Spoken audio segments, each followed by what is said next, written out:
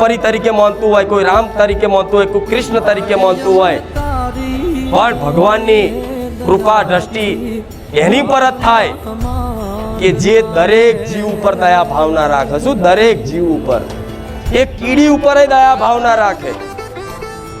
આજ કઈક જગ્યાએ તમે જતા હોવ છો, સ્કૂલોમાં, સરકારી કોઈ ભવનમાં, ગમે ત્યાં જાઓ, કોઈ બસ સ્ટેન્ડે, ગમે ત્યાં ક્યાંક ને ક્યાંક આવા ઉપદેશના બોર્ડ મારેલા હોય કે કીડીનું કીડિયારું પૂરવાથી પૂન મળે છે. વાંચ્યું છે ને? સ્કૂલમાં વાંચ્યું હશે, ક્યાંય સરકારી ભવનમાં વાંચ્યું હશે, ક્યાંક ગમે ત્યાં આવું વાંચ્યું હશે કે કીડીનું કીડિયારું પૂરવાથી પૂન મળે છે.